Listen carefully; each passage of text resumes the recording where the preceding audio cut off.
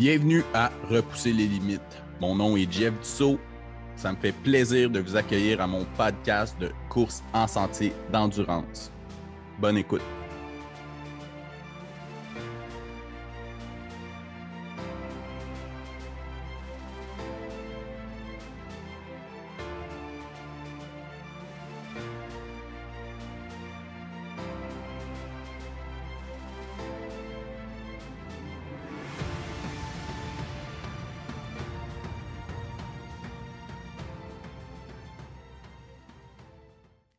Wow, 20e épisode déjà. Pour le chiffre 20, j'ai un invité vraiment spécial parce qu'il sort un petit peu du cadre des invités réguliers que j'ai eus.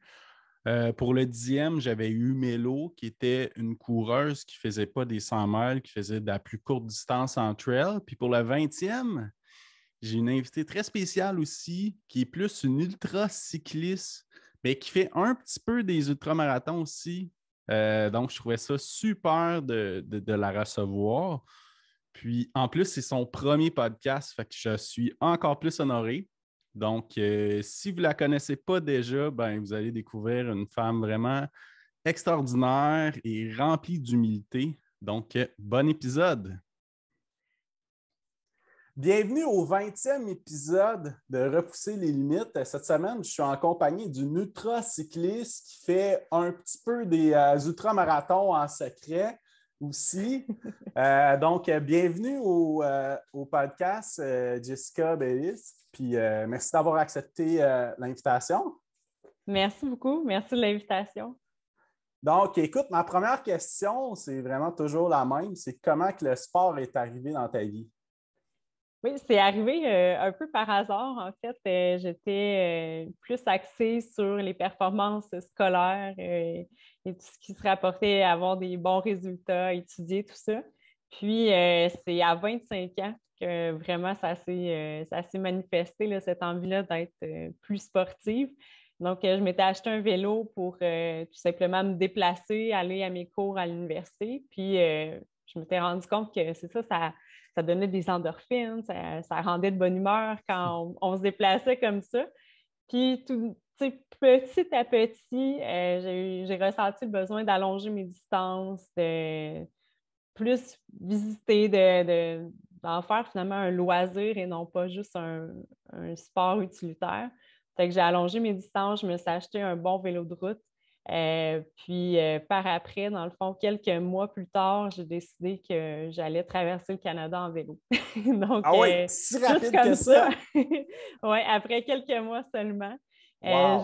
j'ai décidé que c'était mon projet. Je voulais voir les Rocheuses, mais j'étais pas, je suis toujours pas d'ailleurs une fan de road trip. Fait que je m'étais dit, je vais faire ça en vélo. Pourquoi pas? Wow! OK.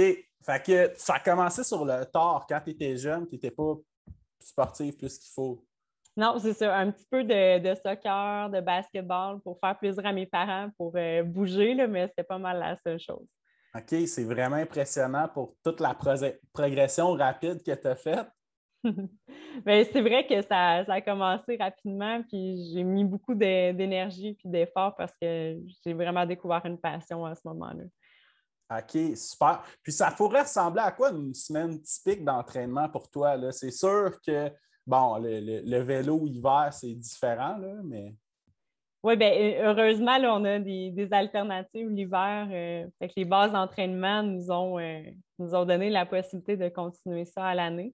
Ouais. Mais tu sais, des bonnes semaines d'entraînement là, où, par exemple, je préparais des triathlons longue distance, tout ça, là, une vingtaine, 25 heures, c'est pas mal le volume d'entraînement. Puis là, après ça, dans ce cas-là, là, ça se séparait entre vélo, course à pied et natation. Puis OK. musculation aussi. Ouais. OK, OK. Donc, à tous les jours? Non, toujours une journée de repos. Ça dépendait des semaines, là, tout dépendant le volume, mais une journée de repos avec vraiment quelque chose peut-être de faible intensité, parce que ça reste, j'ai de la misère à ne pas bouger pendant une journée. Ouais. Mais je respectais quand même le plan là, qui était de ne pas me claquer un entraînement cette journée-là. OK, super. Puis, ben, en fait, on pourrait parler des défis que tu as réalisés. Écoute, tu en as fait, je ne sais même pas par quel commencer. Je sais que, en fait, tu as traversé pour le Canada, tu l'as fait plus qu'une fois, je crois. Oui, exactement. Je l'ai fait en 2015, justement l'année que j'ai commencé à faire du vélo. Ça a été, je pense, ma plus belle expérience parce que c'était nouveau. Je découvrais le sport et le pays en même temps, ce qui était quand même de joindre l'utile à l'agréable. Puis l'année suivante, je l'ai refait aussi en cherchant un peu le même, je recherchais la même excitation, le même plaisir de le faire. Ça ne s'est pas présenté malheureusement, donc là, il a fallu que je commence à penser à d'autres défis, là. Fait que le thrill de la première fois était dissipé un peu. Oui, exactement. Puis la première fois, on y va avec beaucoup de naïveté, je pense. Ben, en tout cas, dans mon cas, c'était ça. Ouais, ouais, ouais, ouais. Je savais pas trop les embûches que j'allais rencontrer, puis je les affrontais une à une. Mais la deuxième fois que j'ai voulu le faire, j'appréhendais énormément ce qui allait se passer. Fait que ça a un peu gâché là, le plaisir puis la concentration, si on veut, là, dans le défi. Ouais, ouais, ouais. Puis là, tu te dis, tu sais, les rocheuses, ça va être beau, mais là, les prairies, câline. Moi, j'ai traversé souvent en auto, là. Puis je sais que les prairies, c'est les prairies. C'est ça, c'est le fun la première fois, je pense. Puis il y a quand même des beaux endroits là, Ouais, ici et ouais, là, ouais. mais ça reste que sur plusieurs jours, là, c'est long, puis Puis t'as hâte d'arriver aussi, là.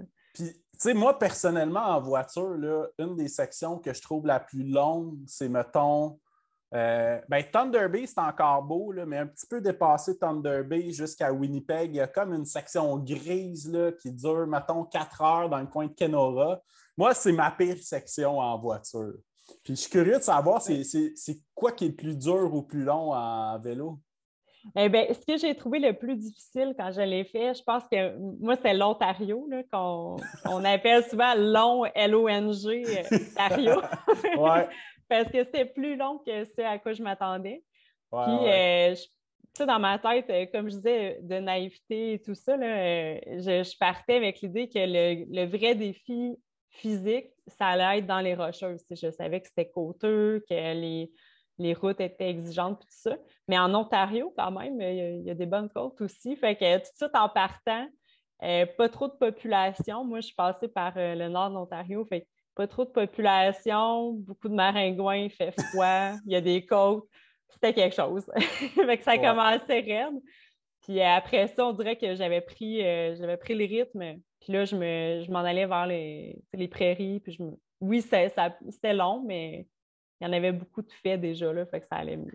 Bon, fait que c'est la même chose en vélo, finalement, c'est Oui, l'Ontario. oui, c'est ça, L'Ontario c'est qui est le un grand bon gagnant. défi. Oui. Super. Puis, quel autre défi que tu as fait que tu trouves ou que tu es super fier en vélo? Oui, bien, c'est sûr que de rebondir après dans le fond, des difficultés, c'est toujours une fierté. Dans le fond, c'est une fierté que j'ai eue, bien, Ouais, ouais. que j'ai encore finalement. Là, c'est après m'être fracturé le bras lors d'une compétition d'ultra. J'ai décidé, dans le fond, ça, c'était arrivé fin 2016, puis ça avait mis un terme à ma saison cycliste. Ouais. Puis là, j'avais décidé de relever un défi qui était sur une base d'entraînement, donc à l'intérieur. Puis là, j'avais commencé à regarder ça un peu, puis c'était quoi les records, qu'est-ce qui se faisait, dans le fond, qu'est-ce qui s'était fait, puis qu'est-ce qui était possible. Fait qu'au début de l'année, pas longtemps après qu'on m'ait enlevé mon plâtre, j'avais fait un test parce que j'avais jamais roulé là-dessus une base d'entraînement. Puis OK. c'est quand même différent. Ah, Le ouais, ouais, ouais. feeling n'est pas le même. Fait que oui, c'est mental, mais c'est aussi difficile physiquement parce qu'on n'a pas autant de mobilité que dehors. Tu sais, dehors, tu arrêtes de pédaler un peu quand ça descend, par exemple, puis là, tu reprends, mais tu ne perds pas de vitesse, tandis qu'en dedans, tu n'as comme pas le choix de toujours pédaler, là. Fait que Pour être en place, ouais. c'est ça. Puis, ben, en fait, tout simplement parce que tu sais, si tu arrêtes de pédaler, tu arrêtes d'avancer, tandis que dehors, tu as quand même un air d'aller un peu. Fait que j'avais fait des tests, puis là, je m'étais rendu compte que c'était quand même difficile, mais que c'était possible. Puis en mars, dans le fond de 2017, j'ai tenté le record du monde, puis je l'ai fait. Donc, ça a été 128 heures presque non-stop. Donc, peu de période de repos, là. Puis j'ai fait 3109 km là, pendant cette semaine de relâche, là. Wow! Qui était vraiment pas une semaine de relâche. Non, vraiment pas. Puis c'était fou, là. J'avais plein de travaux puis plein de corrections à faire. J'étudiais et j'enseignais en même temps. Puis j'avais remis ça, dans le fond, au samedi soir, là. C'était pas mal là que j'avais fait tout ce que j'avais à faire. Puis comment tu fais pour manger, puis tout ça? T'avais-tu un plan de préparation pour faire ça? En fait, je m'étais préparé toute la nourriture que je savais que j'allais avoir besoin là, pendant la semaine.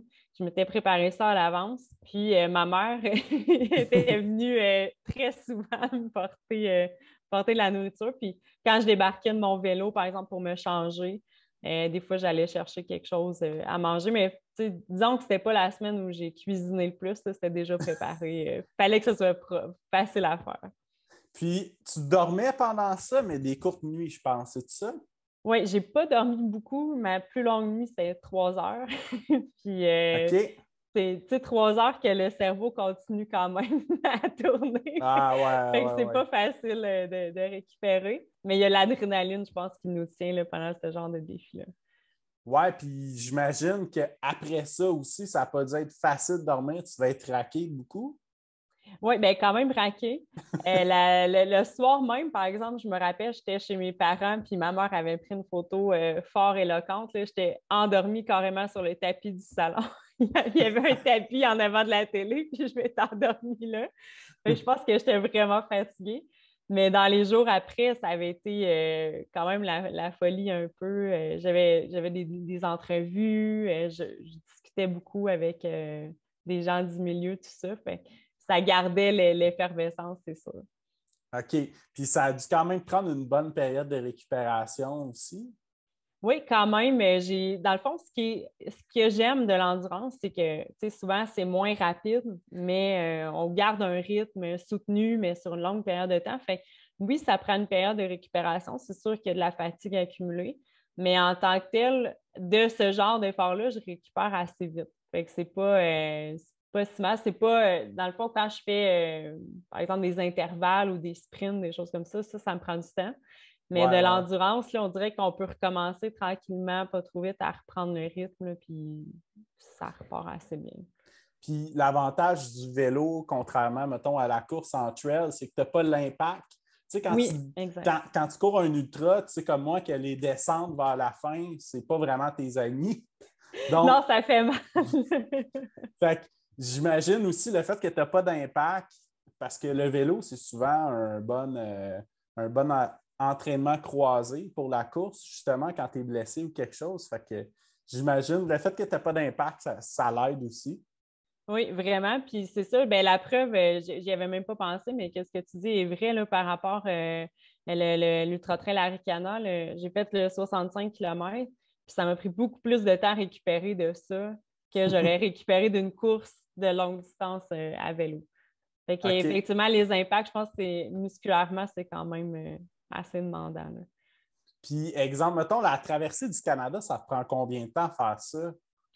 Oui, bien ça, c'est drôle parce que j'étais partie avec l'idée. Moi, j'avais 1 mois et demi de libre dans mon calendrier, là. J'avais mis un peu ma vie sur pause 1 mois et demi, ce que je m'étais OK. accordé. Puis finalement, la première fois, ça a pris 23 jours.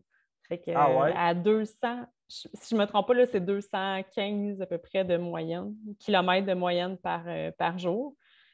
Fait que moi, j'avais mon sac à dos, là, je suis partie, puis je m'en allais à un rythme que je connaissais pas trop. Puis justement, l'Ontario, dont on a parlé tantôt, m'a beaucoup aidé à maintenir un rythme assez fou parce qu'il n'y a pas grand-chose. Oui, surtout Donc, quand tu passes par le Grand Nord, là. c'est ça. Fait que quand tu n'as pas le choix de te rendre à l'hôtel, ben à l'hôtel, le motel, l'auberge, peu importe, là, qui est à une certaine distance, ben tu te rends. Tu n'as pas le choix. Fait que ça faisait en sorte que j'avais commencé avec des longues distances. Puis là, tant qu'à avoir commencé avec ces distances-là, ben, je les avais maintenues là, par la suite. Fait que, ça a aidé. Mais oui, 23 jours, puis je l'ai fait, mon plus rapide, parce que je l'ai fait 3 fois. Le plus rapide, c'était en 15 jours, si je me rappelle bien. OK. Assez rapide. Tu n'as pas l'objectif de battre le record? Ah, j'y pense souvent. Faut que je retrouve, c'est ça, je retrouve le record parce que ça s'est battu. Ça se bat régulièrement, ce genre de record-là. Ouais. Fait que avoir vraiment le vrai chiffre et les vraies conditions aussi, par rapport à est-ce qu'il y a un chemin en particulier qu'il faut emprunter parce que tout dépendant par où tu passes, le kilométrage puis le dénivelé est différent. Fait que ce serait des recherches à faire, mais je dis pas non. Et sinon, tu me parlais avant de commencer l'entrevue que tu as fait plusieurs fois quelques fois, je crois, des 1000 kilomètres. Oui, un 1000 km qui passe au Saguenay, Charlevoix, ou si on va, dans le fond, on va en Mauricie, on remonte par Québec. Fait que c'est ça. Fait que dans le fond, on part du Saguenay, on descend vers la Mauricie, on fait le parc de la Mauricie, on remonte vers Québec par la 138, puis on passe par Charlevoix là, pour finir par le parc des Grands Jardins. Fait qu'un 1000 km qui fait quand même un bon tour d'horizon. Là. Puis beaucoup de dénivelé aussi. Énormément. C'est incroyable. Là. C'est une course quand même difficile. Puis ça, je l'ai fait plusieurs années de suite. Mais justement, la première année que je l'ai fait, c'est en 2015, en revenant de la traversée du Canada. C'était 2 mois après. Fait que la récupération s'était faite, mais la forme physique était là. C'était vraiment une belle année pour ça. Puis j'avais réussi à remporter là, cette course-là cette année-là. Ah ouais, OK. Oui. Cool, félicitations. C'était ta première course, en fait? Oui, c'est ça, la première course de longue distance que je faisais. OK. Ouais. Fait que ça, c'est un petit peu l'équivalent du 100 miles en course trail, si on veut, un 1000 km. Je pense qu'on peut le comparer. Je n'ai pas encore fait de 100 miles. Peut-être éventuellement, ça serait dans mes projets, là, mais je pense que ça serait un bon comparable. Puis, mettons, les gagnants, ou toi, tu l'avais fait en combien de temps? Si je ne me trompe pas, c'était autour de 50 quelques heures. Là. Fait que, OK, un petit peu plus qu'une fin de semaine. Oui, mais c'est plus qu'un 100 miles, finalement. Là. En termes d'heures, mais quand on compare, ouais. peut-être justement l'impact, Ouais. sur les. C'est difficile d'avoir vraiment quelque chose d'exact. Là. C'est peut-être plus un 150 miles en temps, par exemple. Là. En temps, ça se peut. Oui, effectivement, ça arrête de l'allure. Super. Puis, moi, en faisant mes recherches, j'ai vu que tu avais le titre de meilleur cycliste de longue distance au Québec. Comment tu deals avec ça? Eh bien, c'est sûr que ça a mis beaucoup de pression dès le départ. Là. Dans le fond, je suis passée carrément de pas sportive à, dans le fond, en ayant Super une certaine intense. reconnaissance. Oui, c'est ça. Puis une grosse intensité, puis une certaine reconnaissance dans le milieu aussi. Fait que je manquais probablement d'expérience aussi pour accueillir, si on veut, ce titre-là. Fait que là, depuis ces années-là, ben, c'est toujours tout remettre en perspective, d'apprendre la gestion de l'entraînement, le repos. Ouais, le repos, c'est tellement important. Hein? C'est incroyable. Là. Ça, je ne savais pas ça. Puis, tu sais, à 25 ans versus là, à 30 quelques, déjà, je vois une différence. Fait que j'imagine que c'est encore plus important là, plus les années passent. Ah ouais, c'est clair. Puis tantôt, tu mentionnais aussi de prendre une journée off par semaine. C'est essentiel. Moi, quand je m'entraîne pour un entraînement, habituellement, j'ai une journée qui va être plus musculaire, puis une journée qui va être 100% repos. Là. Mm-hmm. Ouais, ça fait du bien. Puis c'est ça, au bout du compte, quand tu prends de l'expérience, tu te rends compte que ça aide. Même si c'est difficile de l'apprendre quand tu es habitué d'être dans l'action. C'est difficile, mais au bout du compte, tu vas pouvoir performer assurément plus. Ouais, mais tu sais, une journée, ça n'impacte pas beaucoup. C'est sûr que prendre 3 journées collées, c'est une autre affaire, là, mais c'est sûr. Super, ça. Puis, en fait, tu as sorti un livre aussi récemment. Félicitations pour ton livre. Oui, merci beaucoup. Puis, de où ça a germé cette idée-là de sortir un livre? Puis c'est quoi qui t'a inspiré? Bien, en fait, il y a plusieurs choses. Je pense que l'idée principale est venue du fait que j'adore écrire des récits, dans le fond, par après, là, quand je fais des épreuves que ce soit de longue distance, des fois même de courte distance, d'écrire un peu comment ça s'est passé. puis mes réflexions à travers ces épreuves-là. Fait que ça a commencé de cette façon-là. Puis je pense que les gens appréciaient ça aussi, puis ils m'en faisaient part. Fait que tranquillement, pas trop vite, l'idée est venue de faire un livre. Puis à l'intérieur, on a eu une amie dans l'écran. Tranquillement, pas trop vite aussi. J'y ai intégré des pensées de tous les jours parce que la réflexion, elle se poursuit même quand tu n'es pas nécessairement en train de performer, là. Fait que ça nous suit dans tous les jours, à tous les jours de notre vie, je pense. Fait que le parallèle entre les épreuves sportives, la vie de tous les jours m'intéressait beaucoup. Fait que j'ai mis tout ça ensemble, puis ça a fait un livre. J'ai travaillé fort là-dessus, mais vraiment, c'est un produit fini là, qui me plaît. Fait que penses-tu que c'est ton côté enseignante qui t'a un peu donné ce goût-là? Bien, je pense que oui, parce que en fait, oui, d'écrire, tu sais, c'est sûr que ça a un côté un peu plus sérieux, un peu plus éducatif, mais le fait de vouloir partager les expériences aussi, tu sais, ça teinte beaucoup mon enseignement. Donc, je pense que ça s'est reflété là, dans l'écriture aussi.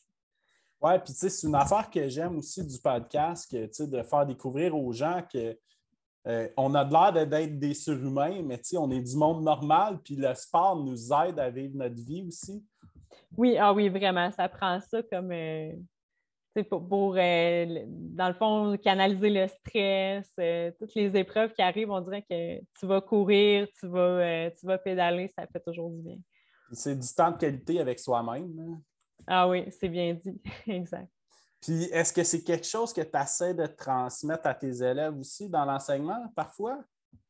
Oui, bien, c'est sûr que, tu sais, veux pas, quand je suis en avant d'une classe, je suis pas statique, donc je me promène beaucoup.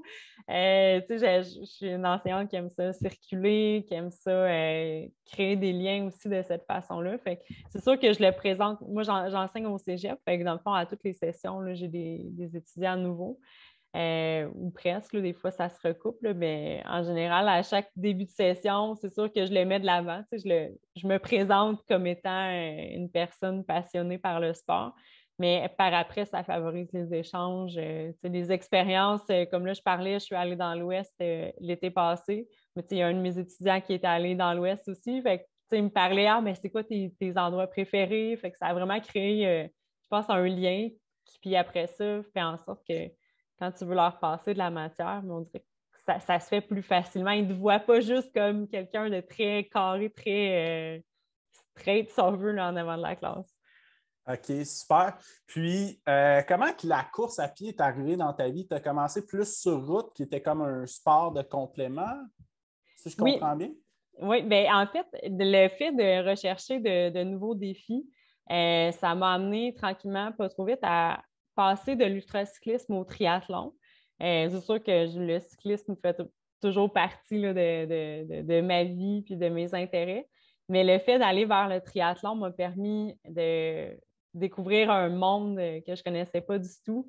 Puis la course à pied qui se fait à mon avis, c'est un peu plus rapide de faire un entraînement de course à pied que de faire un entraînement de vélo. Fait que ça s'intégrait super bien. Puis ça changeait le mal de place. Fait que, tu sais, des fois, tu te dis, ah, j'irai pas nécessairement rouler, mais tu sais, j'ai quand même le goût de bouger. Fait que je vais aller courir. Fait que j'ai mixé un peu les deux. J'ai commencé sur route, mais je savais que tranquillement, pas trop vite, j'irais vers la trail parce que mon premier défi de triathlon, ça a été le Canadaman, qui finit en haut du mont Mégantic. Là. C'est assez mythique.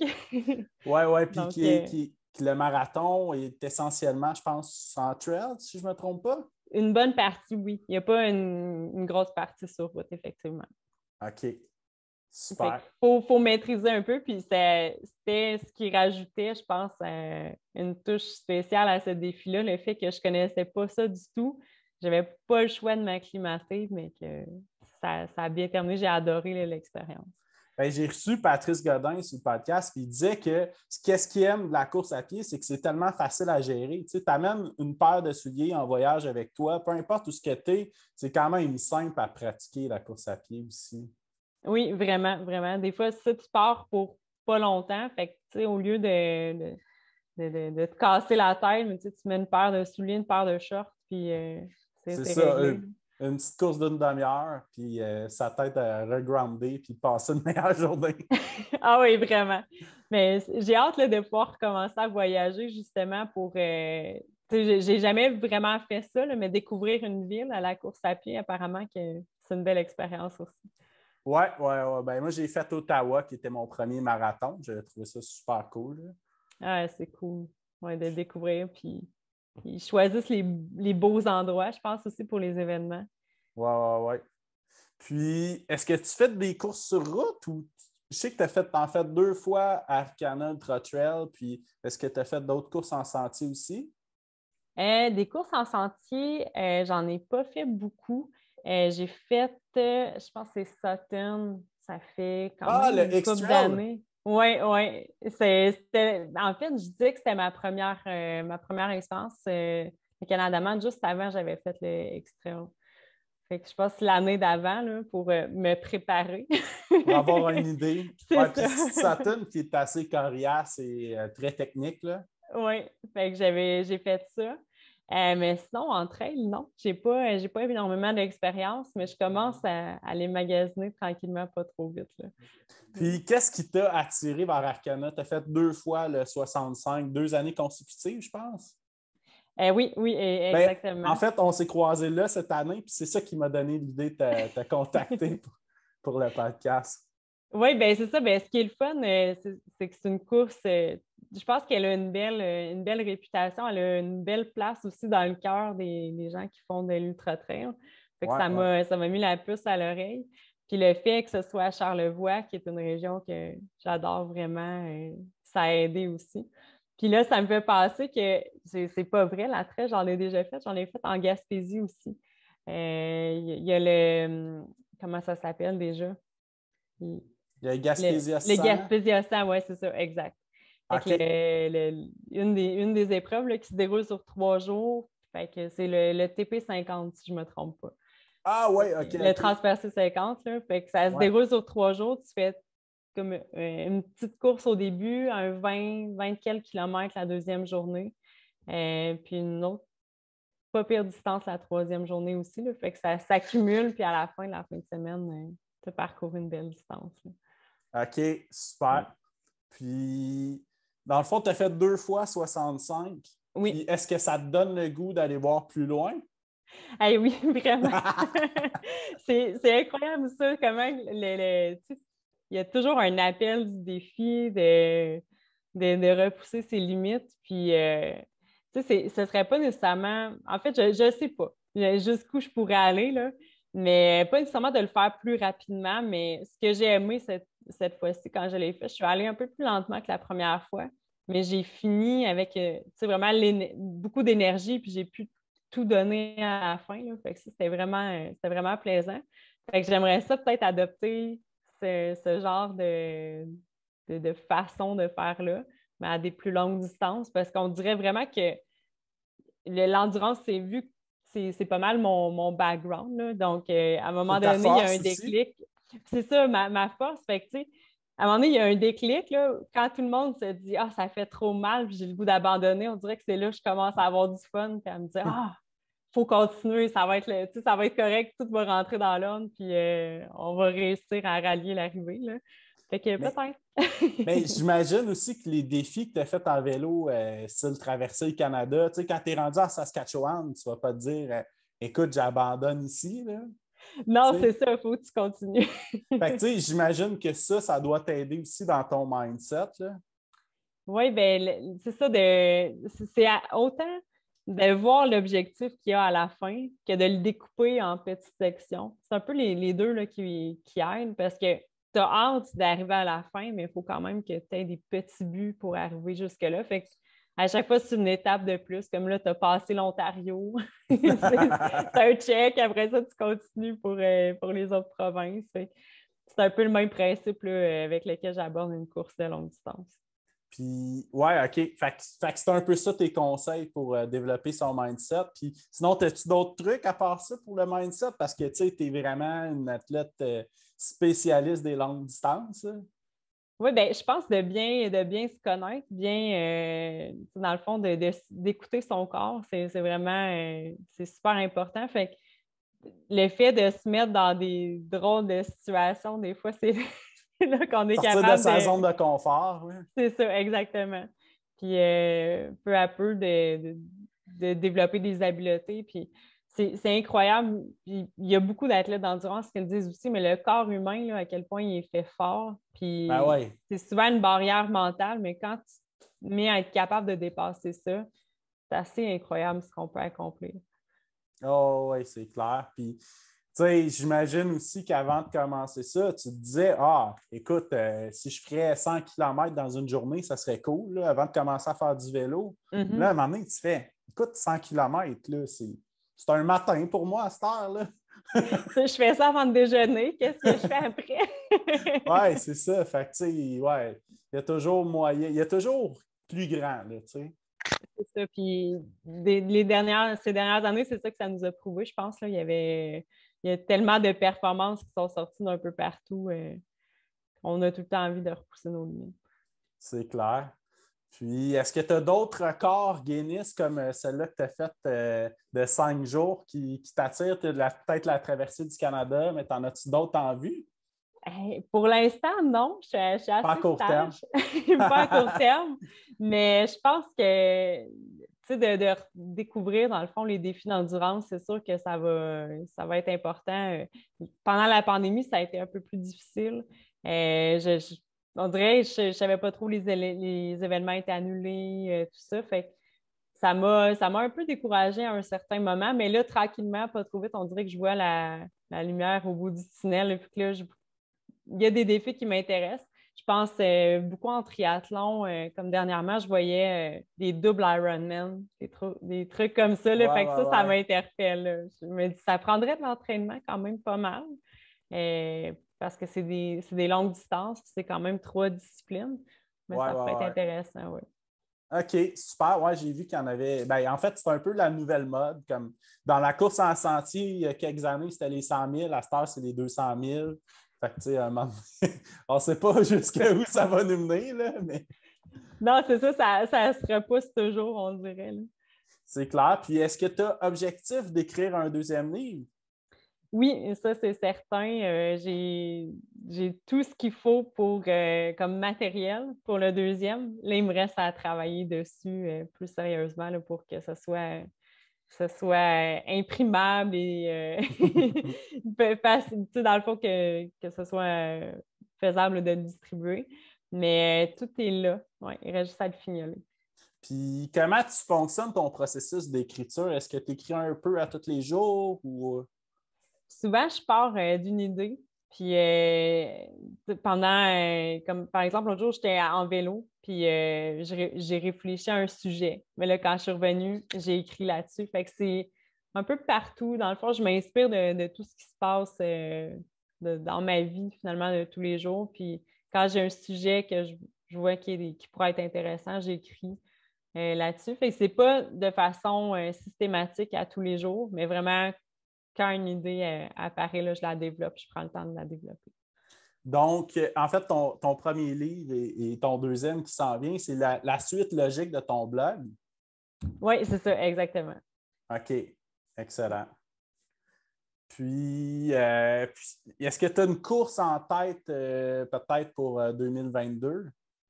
2022, il y a le Canada Man qui est au retour sur le calendrier. Fait que ça, là, je ne sais pas l'an prochain Ça s'ils vont devrait le être faire. en fin juin, me semble, je crois. Mais je sais que les premières années, c'était juillet. Cette Ah année, oui, ça a c'est été en ça. octobre.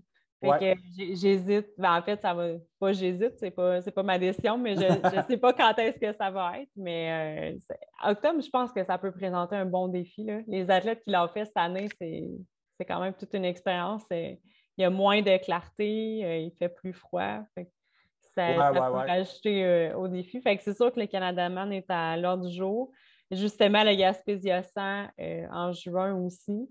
Ah ouais? Donc, à date, c'est ça. Je pense que la Arcana devrait être au calendrier aussi. Là. Je vais regarder. C'est juste que j'hésite sur la distance.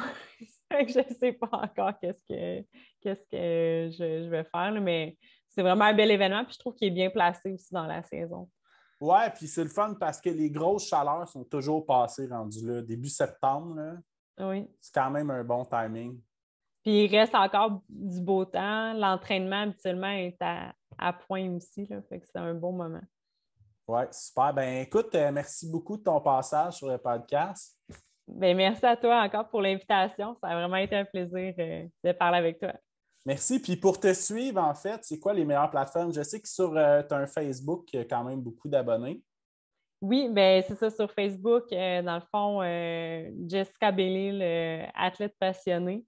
C'est ma page. Fait que ça, là, dernièrement, j'ai été moins active, là, mais habituellement, mes nouvelles de course, tout ça, c'est là. OK. Puis sinon, Instagram aussi, mais beaucoup Strava. Si vous voulez me suivre un peu, voir ce que je fais. Puis je commente beaucoup, là. Souvent, j'ai des commentaires, puis ça fait des belles discussions, là. Fait que sur Strava, je suis très active aussi. OK, super. Ben, merci beaucoup. Puis, ben, bonne récup de fin de saison et préparation de prochains défis. Merci beaucoup, toi aussi. Merci.